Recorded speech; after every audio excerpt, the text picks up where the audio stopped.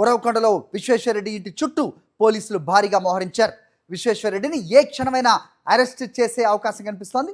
ఉరవకొండకు వస్తున్న వైఎస్ఆర్సీపీ నేతలను కార్యకర్తలను పోలీసులు ఎక్కడికక్కడ అడ్డుకుంటున్న పరిస్థితి.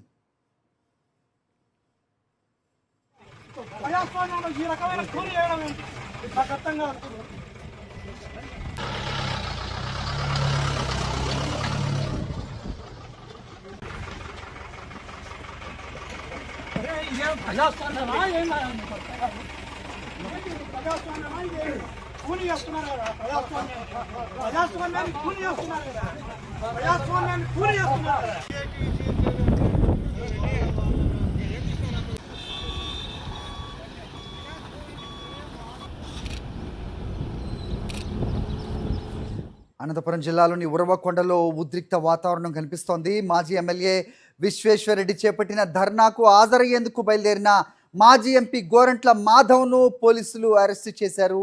గోరంట్ల మాధవ్ను బలవంతంగా లాక్కెళ్లారు పోలీసులు. పెనుకొండలో మాజీ మంత్రి శంకర్ నారాయణ కూడా హౌస్ అరెస్ట్ చేశారు.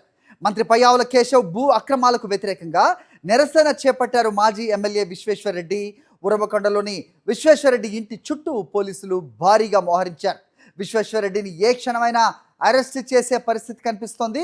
ఉరవకొండకు వస్తున్న వైఎస్ఆర్సీపీ నేతలను కార్యకర్తలను పోలీసులు ఎక్కడికక్కడ అడ్డుకుంటున్నారు. ఇంతకీ విశ్వేశ్వరరెడ్డి కానీ గోరెంట్ల మాధవ్ కానీ మాజీ మంత్రి వీళ్ళు చేసిన నేరం ఏంటంటే ఇప్పుడు ప్రస్తుతం కూటమి ప్రభుత్వంలో మంత్రులుగా వ్యవహరిస్తున్న వాళ్ళు ఇష్టానుసారం భూ కబ్జాలకు పాల్పడుతుంటే దాన్ని ప్రశ్నించడం, దానికి నిరసన తెలపటమే మహా నేరంగా ఇక్కడ కనిపిస్తోంది. మాజీ ఎంపీ మాజీ పోలీస్ అధికారి గోరంట్ల మాధవ్ని ఏ రకంగా నెట్టుకెళ్తున్నారో చూస్తున్నాం మనం. మరోవైపు విశ్వేశ్వరరెడ్డిని కూడా కాసేపట్లోనే అరెస్ట్ చేసే పరిస్థితులు ఉన్నట్టుగా కనిపిస్తోంది. ఒకంత ఉద్రిక్త వాతావరణం కనిపిస్తోంది. ఉరవకొండలోని సిచ్యువేషన్ మీకు ఎప్పుడెప్పుడు అప్డేట్స్ మీకు అందించే ప్రయత్నం చేస్తున్నాం. భారీగా పోలీసులు మోహరించారు. మాజీ ఎమ్మెల్యే విశ్వేశ్వరరెడ్డి ఇంటి చుట్టూ కూడా పెద్ద ఎత్తున పోలీసులు ఉన్న పరిస్థితి మనకు కనిపిస్తోంది. ఆయన్ని అరెస్ట్ చేసే అవకాశం ఉన్నట్టుగా కూడా అప్డేట్ చూస్తున్నాం.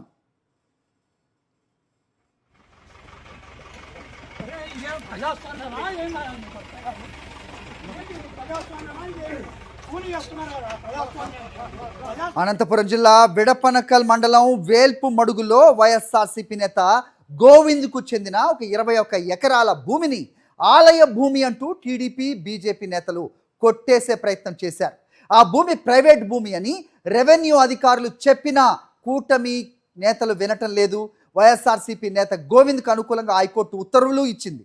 అయినా కూడా కోర్టును లెక్క చేసే సంస్కృతి ప్రస్తుత కూటమి సర్కారుకు లేదు అనేది ప్రస్తుతం తాడిపత్రి నుంచి ప్రస్తుతం ఇక్కడ ఉరవకొండ వరకు ఇదే పరిస్థితి మనకు కనిపిస్తోంది. వెన్నుపోటు పార్టీ నేతలు పట్టించుకోవట్లేదు. దీనికి నిరసనగా ఉరవకొండలో ధర్నాకు పిలిపించారు వైఎస్ఆర్సీపీ మాజీ ఎమ్మెల్యే విశ్వేశ్వరరెడ్డి.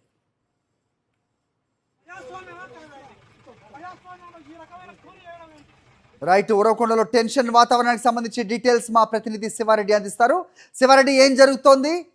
ప్రస్తుతం అక్కడ విశ్వేశ్వరరెడ్డిని కూడా అరెస్ట్ చేస్తారనే వార్తలు వస్తున్నాయి. పెద్ద ఎత్తున పోలీసులు మోహరించారని తెలుస్తోంది. మరోవైపు మాజీ ఎంపీ గోరంట్ల మాధవ్ని ఏ రకంగా ఈడ్చికెళ్తున్నారో కూడా విజువల్స్లో కనిపిస్తోంది. ఏంటి వీళ్ళ అభ్యంతరం? అంటే కబ్జాలు చేసుకుంటూ పోతుంటే ప్రశ్నించకూడదా? నిరసన తెలిపే హక్కు లేదా? ఏం జరుగుతోంది అక్కడ?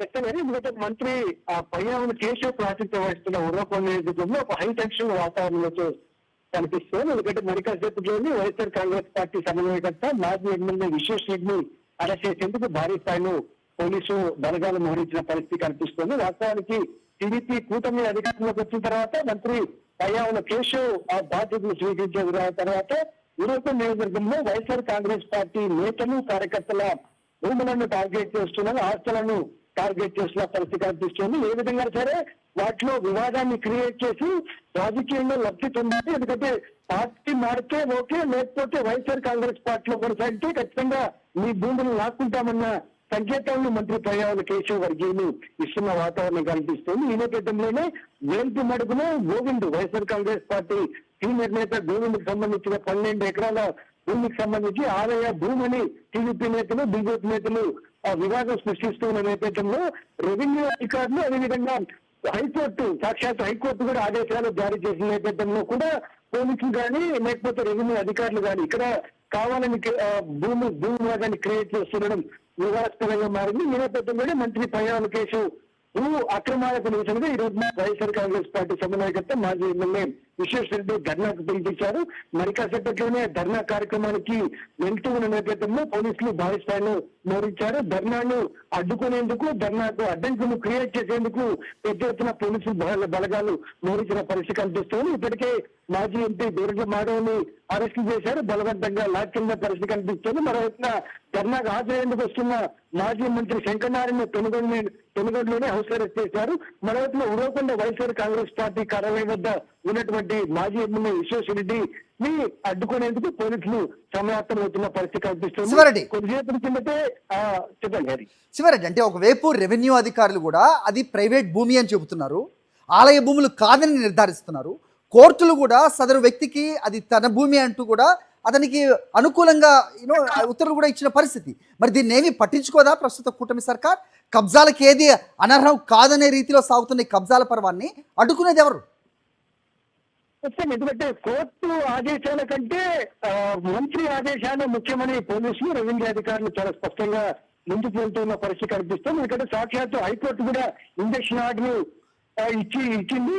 గతంలో రెవెన్యూ అధికారులు ఏదైతే 3-4 సంవత్సరాల కిందట రెవెన్యూ అధికారులు కూడా ఇది ఆలయ భూములు కాదు, ప్రైవేటు ల్యాండ్, దీన్ని అక్షరాలుగానే రైతులు కొనుగోలు చేసిన భూమిని చాలా క్లియర్ గా అధికారికంగా ఉత్తర్వులు జారీ చేసినప్పటికీ ఇప్పుడు మంత్రి పయ్యావుల కేశవ్ అండగండలతో, పయ్యావుల కేశవ్ సూచనతో అధికారులు వ్యవహరిస్తున్నట్లుగా కనిపిస్తోంది. అందుకే పెద్ద ఎత్తున పోలీసు బలగాలు వ్యవహరించిన పరిస్థితి కనిపిస్తోంది. వైఎస్ఆర్ కాంగ్రెస్ పార్టీ నేతలు, కార్యకర్తలు ఇక్కడిక్కడ అరెస్ట్ చేస్తున్నారు.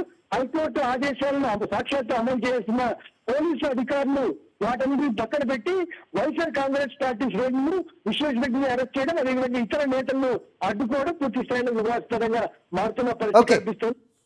ఓకే శివారెడ్డి, మరోవైపు మాజీ ఎమ్మెల్యే విశ్వేశ్వరరెడ్డి కాసేపటి క్రితం ఈ అంశంపై ఏం మాట్లాడారు ఒకసారి చూద్దాం.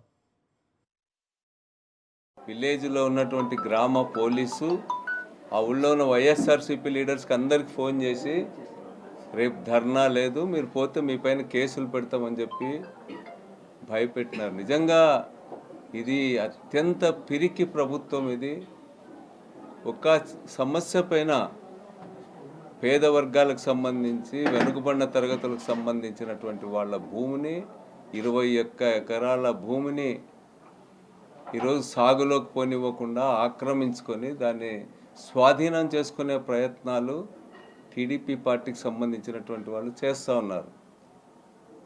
ఈరోజు హైకోర్టు ఇంజంక్షన్ ఉంది, కలెక్టర్ ఎండార్స్మెంట్ ఉంది, సీనియర్ సివిల్ జడ్జి నుంచి కూడా ఎండార్స్మెంట్, ఇవన్నీ ఉన్నా కూడా కింది స్థాయి రెవెన్యూ అధికారుల పైన ఒత్తిడి తెచ్చి రెండవసారి తమకు అనుకూలంగా ఏదో రిపోర్ట్ తెచ్చుకున్నారు. కానీ హైయెస్ట్ కోర్టు ఈరోజు ఇంజంక్షన్ ఇచ్చి స్టేటస్కో మెయింటైన్ చేయమన్నా కూడా ఈరోజు బోర్లు పగులుగొట్టినారు, మోటార్లు పగులుగొట్టినారు.